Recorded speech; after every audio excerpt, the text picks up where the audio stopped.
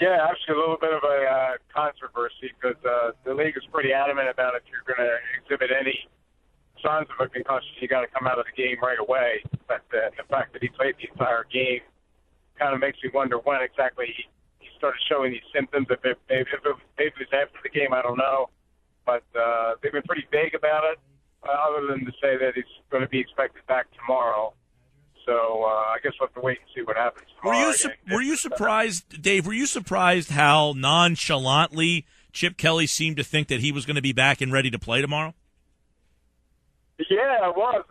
I guess maybe he's already through part of the protocol and maybe shown some pretty encouraging progress so far. But yeah, I was a little bit taken aback by that as well. The fact that he didn't practice yesterday and nobody gave us an explanation as to why, and then find out today he had a concussion. It was kind of it's been a very mysterious issue with the team this year. But I'm not really that surprised in a way because Kelly's very vague when it comes to discussing how people get hurt or their status for the next game and stuff. Dave, I know you wrote over at the Press of Atlantic City about the Cowboys getting rid of Greg Hardy. It's been a big discussion today following the fact that he tweeted out, some pretty insensitive, almost middle fingers up to the NFL there saying, hey, innocent until proven guilty there.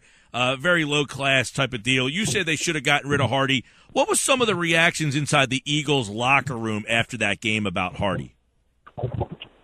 Well, Jason Kelsey and Lane Johnson were pretty clear about their status. That they took some extra pleasure in the fact that the offensive line was able to dominate the Cowboys' defense most of the game.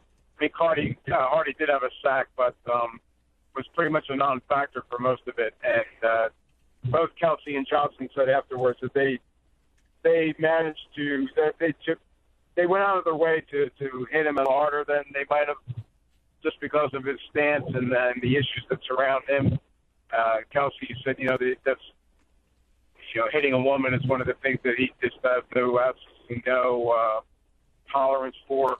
So yeah, and even Jay Peters, I was talking to him today, and he was very disappointed in the fact that he wasn't able to play against the Cowboys. He really wanted to go against Hardy. I can't help but think that that's maybe one of the reasons why. In your column over at the Press of Atlantic City, you said you don't blame the NFL for this one. Some people would say, well, the NFL should step in. What could the NFL do, and why don't you blame them for being, I guess that he's in under their umbrella? Yeah, but they've already, according to the rules, set forth by the league, they did all that they could do. They gave him a 10-game suspension, and the independent arbiter reduced it to 4. So I don't think it's within their powers to issue any more penalty for it, because he hasn't been convicted of anything else. I just think the onus was on the Cowboys to do the right thing here. I question why they signed him in the first place. I mean, I can understand, like I alluded to in the column, that it's Ray Rice, and averaging 3 yards a carry, he wouldn't have been signed, but Hardy's still in his prime. So talent kind of supersedes decency in some cases. But once those photos came out,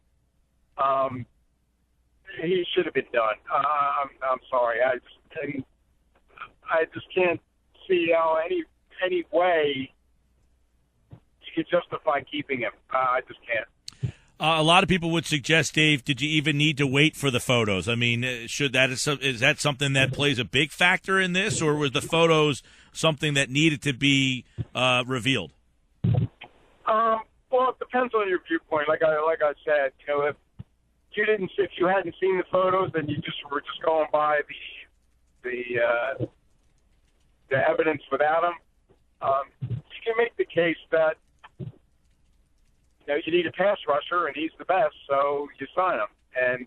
But personally, I would not have signed him, or I would have cut him earlier than this, because, like you had alluded to earlier, unlike Michael Vick, unlike Ray Rice, he has yet to express one iota of remorse, regret, There was a half-hearted apology on Twitter the other day, but he doesn't feel like he's sorry for what he did. Yeah. And Dave, you were around Vic. What was he? Did you get the sense that he had remorse, that he earned his second chance? I mean, that to me is the big thing here.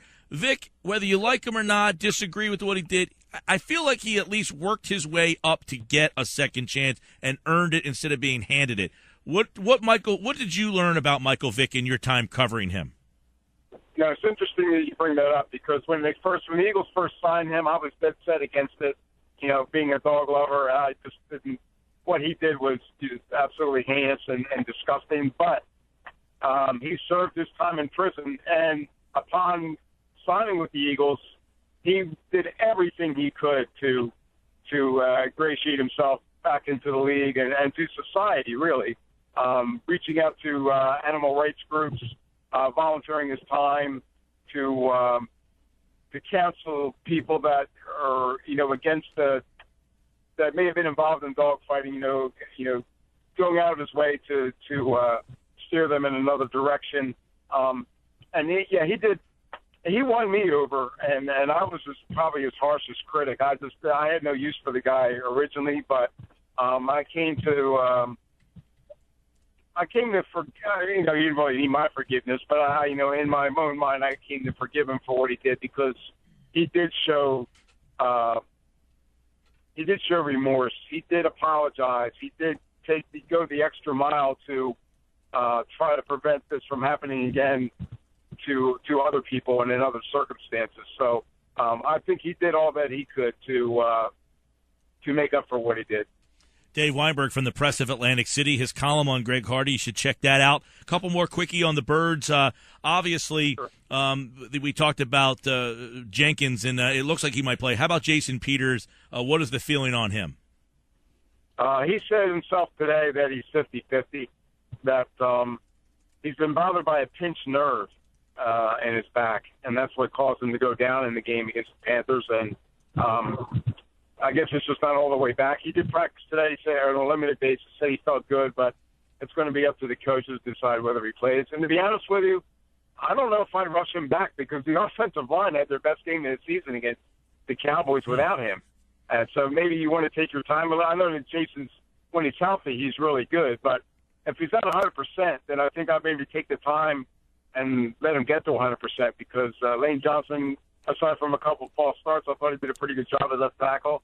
I thought Dennis Kelly did a very good job at right tackle. So I think I might leave the unit the way it is for now and let Jason take his time and make sure he's 100% before he comes back out. Before he gets back out. Dave, big loss with Hicks. I know Alonzo was brought here to virtually do what Hicks did. Be a guy who's a playmaker on defense.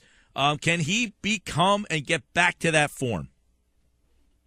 Yes, I think he's got the potential to, but they want to ease him back into it. They don't want to throw him out there for every play because, he did miss 5 weeks.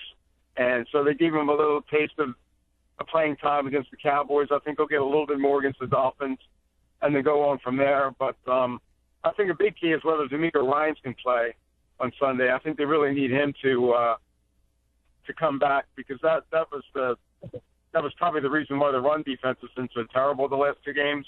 The fact that he's, such an active part of the defense.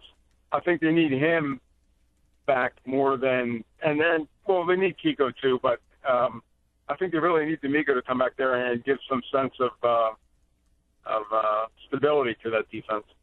Dave Weinberg from the Press of Atlantic City. We talk to Dave on Wednesdays with our final look at Eagles practice and a couple big injuries with, of course, Jenkins. We'll see Peters.